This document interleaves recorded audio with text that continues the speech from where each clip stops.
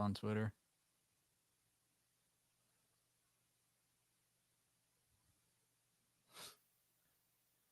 Oh boy. Let me check it out. There we are.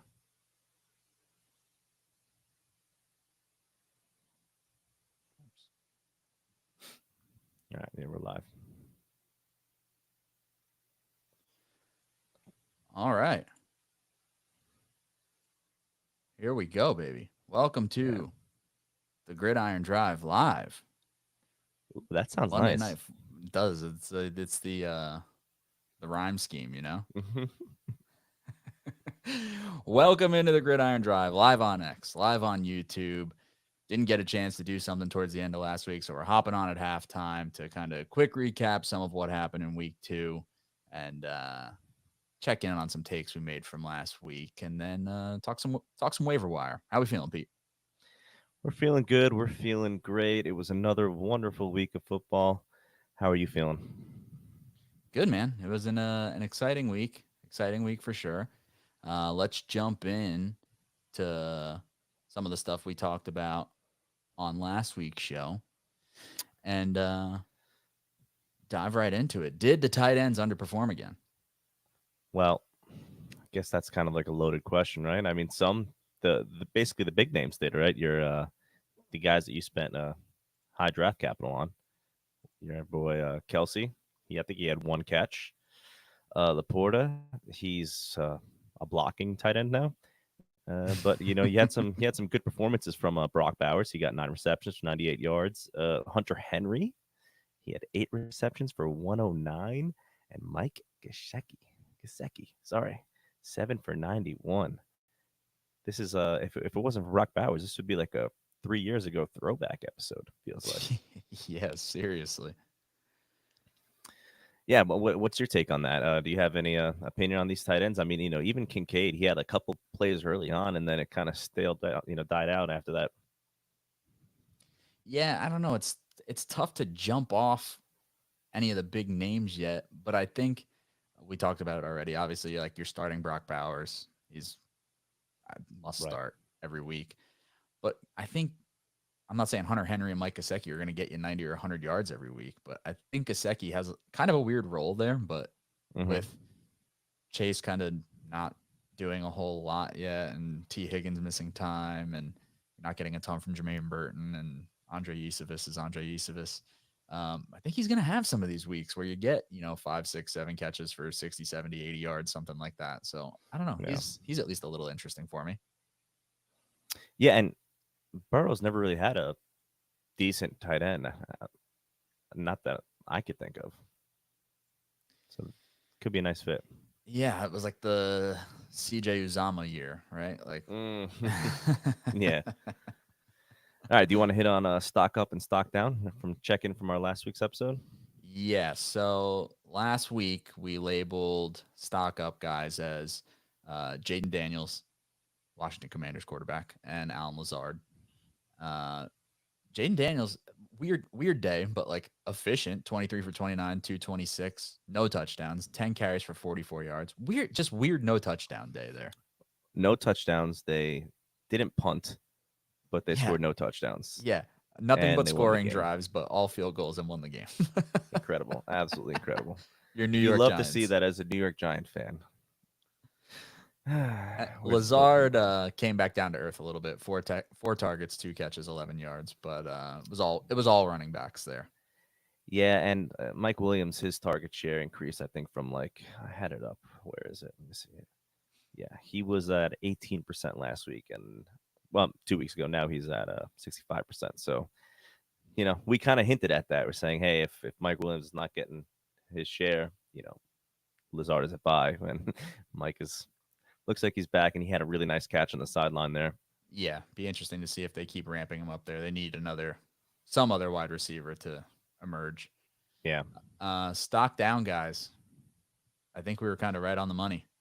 We said yeah. Zamir White and Caleb Williams. What do you think? I mean, listen, we pretty much nailed it. Zamir, unfortunately, he's really not even getting the volume that you would like to see as a bell cow running back. And then Caleb,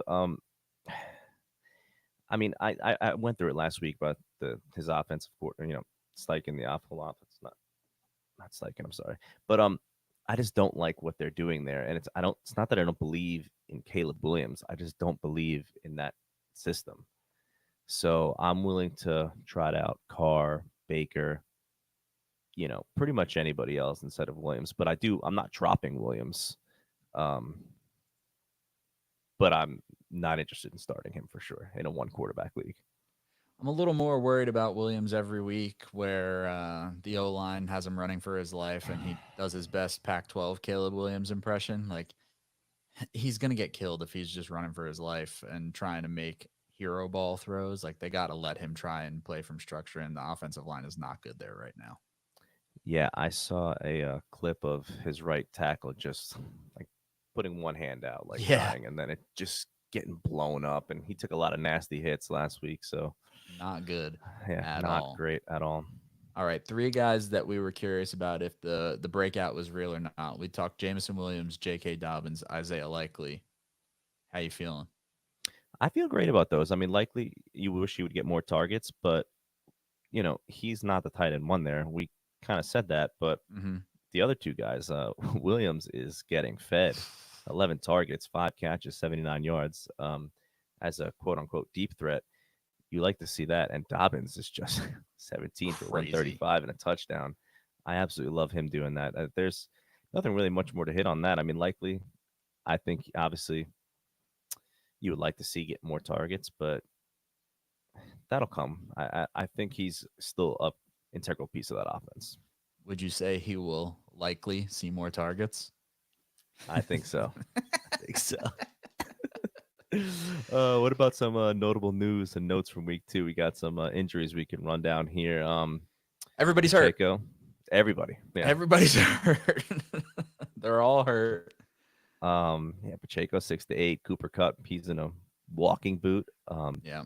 Debo, that's a few weeks now. Yeah. Uh, AJ Brown, that came out today that it was more than just today. Now That's a that sounds few like a weeks. few weeks. Yeah. And we could talk about Bryce getting benched. Yeah, the injuries stink. I mean, it's so muddied from everybody you spent early picks on in redraft. Like, that's not even Yeah, mentioning, Puka being hurt. right. Tyreek has Skylar Thompson throwing to him. Like, Yikes. like it is rough out there. The Pacheco one stinks. That one stinks. And Cup Yeah, especially. Debo, like, no offense, but I'm never surprised to see Debo get a little banged up. Hopefully it's just a right. couple of weeks. And the AJ Brown thing, like, it snuck up. I thought there was a chance he would end up going tonight, and then when it came out over the weekend that he wasn't going to, I started to get a little more worried. But that stinks if it's going to be multiple weeks. I think the Eagles will be fine, but it stinks for fantasy. Yeah, that came. I feel like that came out of nowhere, but maybe I just didn't see that anywhere else. I don't know. Yeah, and the Bryce benching, it is over for Bryce. Yeah. Dude, The when you Panthers look didn't back do at him what any they traded, favors. yeah, when you look back at what they traded for him, it's like sickening if you're a Panthers fan. Um, Yeah. it's tough. It's just really tough. I don't know where they go from here. Um, obviously, the Red Rocket, Andy Dalton is not your future for Andy the Dalton is Carolina. inevitable. He is He is inevitable. inevitable. Death, taxes, Andy And Andy Dalton. Dalton. All Um, right. Tell me about a team that's trending up in the right direction here that we wanted to talk about. we're gonna talk about my New Orleans Saints. Okay, I bet on them 2 weeks in a row. They're my team now until further notice. I'm Love kidding, to see it. but listen, man, I just pulled up a couple of their offensive stats. They lead the league in yards per play.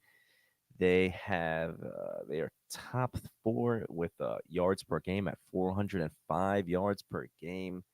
They lead the league in 5.5 touchdowns per game. I mean, they're just putting up numbers that for week 1 you're like, all right, it's the Panthers. Maybe that's just the Panthers, that's fair. Mm-hmm. And I remember talking to somebody about that because last week, I think the Cowboys Saints line was like Cowboys -6.5, and I was like, I don't know about that, man. I just think the this Saints offense is like they're actually doing things differently. It's not just the Panthers. Like maybe they won't put up 40 every week, Sure. but man, I like what they're doing. We were talking about it before the stream. I like what Kubiak is doing. Yeah, me too. Um, they're running motion. They're just doing modern NFL things. I like this offense. I want a piece of it. Um, what do you think about my New Orleans Saints? I think the Clint Kubiak offense is a Yeah, real difference maker. Like they went from running no play action to so much play action. Um, it's it's a fun offense, and maybe Carr's not as cooked or as washed as we thought a season right. ago. Uh, they have some weapons there. We love Olave. Rashid Shaheed's just running under a bomb. It seems like every week now. Kamara had his annual Kamara blow up spot. Um, it's a fun team. It's a fun offense, and Yeah, hopefully for fantasy purposes they keep it rolling. I like that. Which players? Let's do some fantasy impact stuff. Which players are now must starts or must bench for you? I'm benching DeAndre Swift for the time being, which kills me to say. I love DeAndre Swift, but it has not been good. It's kind of like a product of I don't really want much to do with Chicago till Chicago gets right. Yeah, I'd rather just, I'd rather be a week late on it than try and guess it every week now. But he's got 24 carries for 48 yards on the season so far. It's not not good. good. Yeah, Saw Josh Norris tweeted earlier that Swift has faced 8+ defenders in the box on 8.33% of carries, fifth lowest rate in the league. So it's not even like he's getting, running into a heavy box every time he gets the ball or something like that. It's just not right. happening right now. So got to keep Swift on the bench for the time being. Who's somebody that you think you got to start? I'm starting. I guess this might not be too hot to take, but I think I'm going to start Kyler Murray, man. He didn't have a great week one. I mean, it wasn't bad, but man, he turned it on.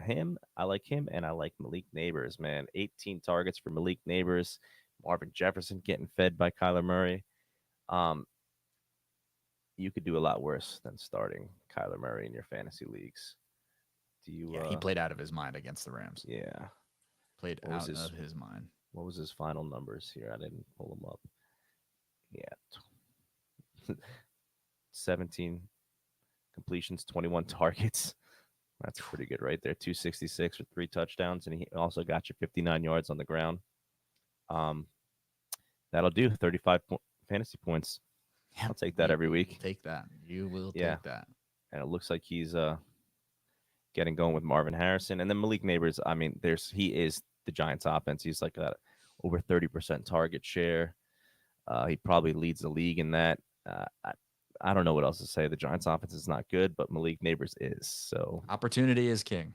yep. Opportunity knocks, even if the opportunity comes from Daniel Jones. Daniel Jones didn't look awful last week. It's No. just he didn't look good. Like it Yeah. wasn't like great. Yes. That's a fair assessment. All right. Do you want to go into some waiver wire talk here?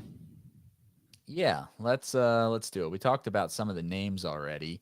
Yeah. Um, quarterback, like if you're quarterback, we should say, if Derek Carr is out there, he probably shouldn't be anymore. Yeah. Um, and even if you want to be cautious and play the matchups right, or you need to see another week of it before you can like full blown trust it, that's fine. But this should be the week that he gets plucked off waivers if he's still kicking around out there. Yep. Any interest in Andy Dalton? If I'm in a super flex, absolutely. Or Yeah, especially if I'm in a best ball, super flex best ball. Yeah. Why not? Why yeah, not throw some fab at him? Um, I mean, obviously this is waiver wire talk. It's not fab, but if I'm in super flex best ball, definitely. And I also is you know is Sam Darnold to buy? Are we picking up Sam? yeah, yeah. Sam's playing good football. Yeah, It's, there's no isn't the perfect situation for him. He's playing good ball, and hopefully he keeps it up. He's going to yeah. parlay this season into a nice little contract next year. I don't know where it's going to be yet, but he's going to get Carolina himself. Panthers. They play the "I'm coming home" video. Yeah. Like, Oh man. yeah, I think Sam is worth it if he's still out there. Hmm. Running back, Baker. Yeah, Yeah, Baker sorry. shouldn't be, but if he Right. is, yes. Running back, like you're probably going to want to pluck somebody of the Chiefs backfield. I know Yeah. that the report came out that Kareem Hunt's visiting. I'm not going to go ahead and trust like Kareem Hunt's going to be the dude there if Kareem Hunt ends up back That'll in take a Kansas week City. anyway, right? Yeah. Yeah. Of the two, let me ask you this: who do you like more, Samaje Perine or Carson Steele? I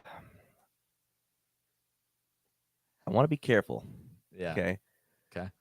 Because P Ryan has oh my god, who was their pass casting running back for the last like 3 years? Why am I drawing blank? The dude who Jarek won McKinnon. McKinnon. He has those kind of vibes to him. I just Yeah. don't know if they're that team right now. So I think I might lean towards Steele. I would rather 'Cause have Carson Steele. yeah, I think they want to run the rock, and I don't know if you want P Ryan out there for 3 downs. Look, Carson So Steele is yards after contact monster. He's a tough yeah. dude. Oh, I would Mesh just rather walked it off. Sorry, I I need would some rather have enjoyment in my Steele of life. the two. Um, and look, we should say at running back, like Braylon Allen's a thing. Like he might not score you two Yes. touchdowns every week, but this was what I have been waiting for to see from the Jets. Like because Braylon Allen just simply being out there is going to open things up Mm-hmm. for Brees, which is going to open up the rest of the offense. So once they realized that they were allowed to play the two of them at the same time, things started to click a little bit. So I would expect to see that happen a little bit more. I like that play when Braylon caught the touchdown. You know, it's a Yeah. great play. Like he fakes the pass to Brees on the screen and turns around, and Braylon Allen's just right there to take it and kind of rumble in. Um, so look, he's not going to score you a touchdown or two touchdowns every week, but I think he's going to get probably 8 to 10 touches a week. Honestly, I really do.